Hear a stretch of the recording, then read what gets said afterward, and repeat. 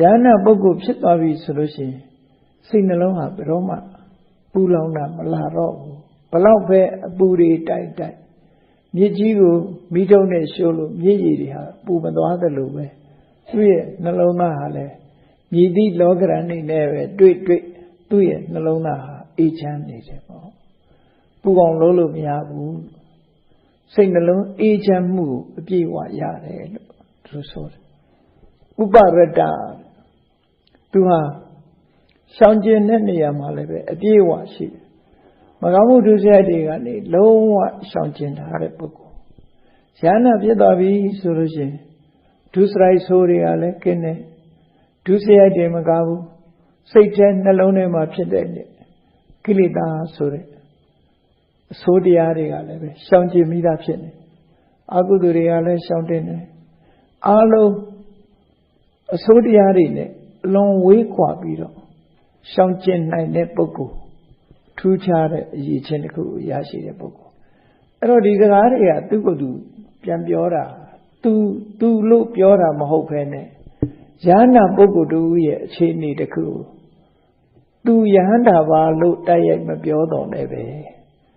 သူခံစားရတဲ့အနေအထားမျိုးလေးတစ်ခုဥပတန်တောဥပါရတော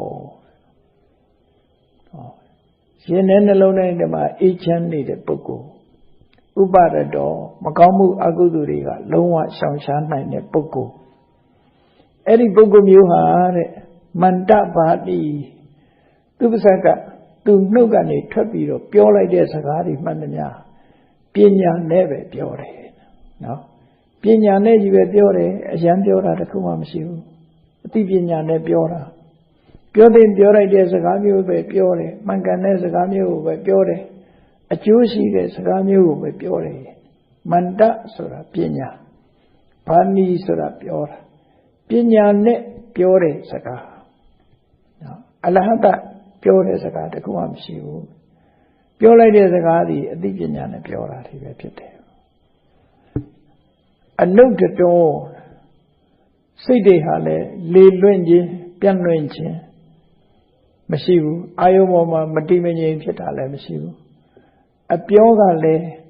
ပညာပါတယ်စိတ်နေသဘောထားကလည်းတည်ငြိမ်တယ်လို့ဆိုတယ်ယန္နာပုဂ္ဂိုလ်တူရဲ့စိတ်အနေထားတစ်ခုဒါရှင်းလင်းဖော်ပြတဲ့သဘောနော်အဲ့တော့လို့ဖော်ပြခြင်းအဖြစ်သူဟာဒီချင်းနေရှိတယ်ဆိုတာကိုလည်းပဲဘေးကကြားရတဲ့ပုဂ္ဂိုလ်တွေကနားလည်သွားကြတယ်ပေါ့မန္တဗန္နိအနုတ္တတောထုနာတိပါပကေဓမ္မေပါပကေဓမ္မေဆိုတာအောက်တန်းကျတဲ့သဘာဝတရားတွေမှန်သမျှသူဟာလုံးဝဖြတ်စည်းပြလိုက်ပြီသူရင်နဲ့နှလုံးထဲမှာအောက်တန်းကျတဲ့စိတ်နေသဘောထားတွေတခုမှမရှိတော့ဘူးလို့ဆိုလိုတယ်နော်အောက်တန်းကျတဲ့စိတ်နေသဘောတရားတွေမကောင်းတဲ့ဘက်ကိုတွန်းပို့တတ်တယ်အောက်တန်းကျတဲ့စိတ်နေသဘောတွေဘာတွေတုံးဆိုလို့ရှိရင်လောဘတွေဒေါသတွေမောဟတွေမာမနတွေအဲ့ဒီမကောင်းမှုအကုသိုလ်တွေကိုတရုပ်ဖော်ပြတဲ့အခါမှာအဘိဓမ္မာတော့လောဘဒေါသမောဟပြောမယ်ဆိုလို့ရှိရင်အကုသိုလ်စေတသိက်14ခုပေါ့အဘိဓမ္မာသင်တဲ့လူတွေနဲ့ပြောမှဆိုရင်နော်မောဟအေရိကအနတ္တပဩဒ္ဒစအမှန်မသိတဲ့မောဟရဲ့ဒုစရိုက်ကိုမရှက်တာမကြောက်တဲ့အာရိကအနတ္တပရဲ့စိတ်ကြည်ငြိမ်မှုမရှိတဲ့ဩဒ္ဒစရဲ့အဲ့ဒီသဘာဝတရားတွေဟာအကုသိုလ်ဖြစ်တိုင်းဖြစ်နေကြတာစိတ်ရဲ့အညစ်အကြေးတွေပဲလောဘဒိဋ္ဌိမာနအာယုန်ဒီပေါ်မှာတွေ့တာတယ်လိုချင်တယ်ရပြီးရင်လည်းဆုပ်ကင်ထားတယ်ဆိုရယ်လောဘဒိဋ္ဌိဆိုတဲ့မှားယွင်းတဲ့အမြင်မာနလို့ဆိုတဲ့ကိုယ်ပေါ်မှာအထင်ရောက်မှုဆိုတဲ့ဒီအဆိုးတရားတွေသူတွေရဲ့တဏ္ဍာမှာဖြစ်လေဖြစ်တာရှိတဲ့အဆိုးတရားတွေထို့တူပဲဒေါသအိတ်တမစ္စရိယကုက္ကုဆာဒုနဲ့ဒုမုန်းတယ်နော်မုန်းတယ်စိတ်ဆိုးတယ်ဆိုတဲ့ဒေါသတစ်ဖက်သားကြီးထွားလာလို့ရှိရင်မနာလို့မရှုစိတ်jealousy ဖြစ်တယ်အိတ်တာကိုယ်သာကြီးပွားခြင်းနဲ့သူများကိုမကြီးပွားစေခြင်းဘူးဆိုတဲ့ကျင်းမြောင်းတဲ့စိတ်နေသဘောတာမစ္စရိယအေး ကောင်းတာတွေလုံးမိတာတို့ကောင်းတာတွေမလုံးမိတဲ့အပေါ်မှာစိတ်ပူတာစိတ်ပူပြီးနှောင့်နှားရတာကုက္ကုဆာအဲ့ဒီလောဘဒေါသမောဟ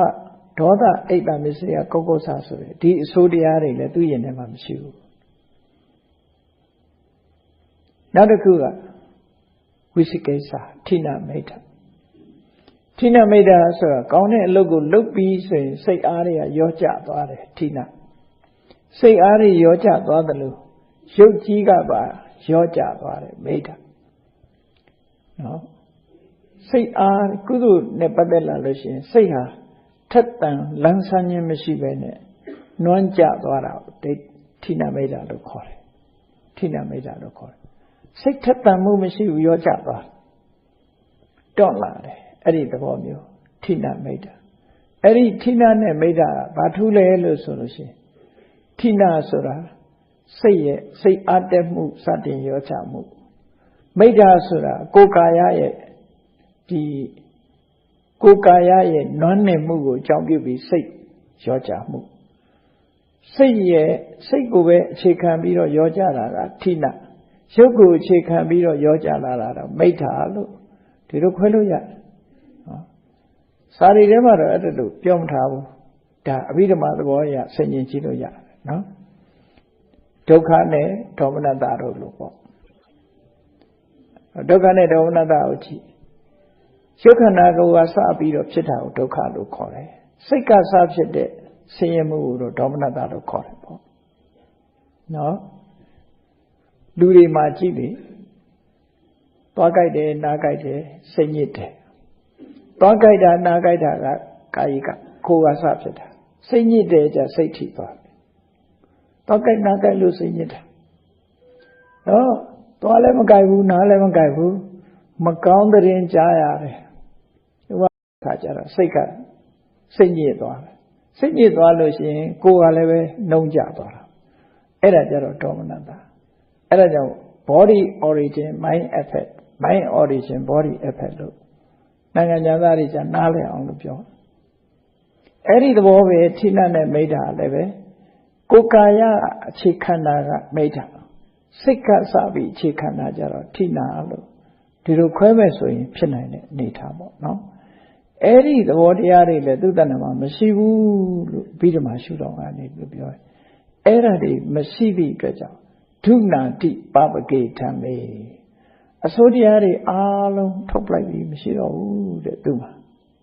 အစိုးတရားတွေအားလုံးကိုဖျက်ဆီးပြီးသားဖြစ်တယ်ဒုမပတ္တံဝမာလုတော်ဥပမာဘာနဲ့ဥပမာတူလို့ဆိုရင်ဒုမဆိုတာတစ်ပင်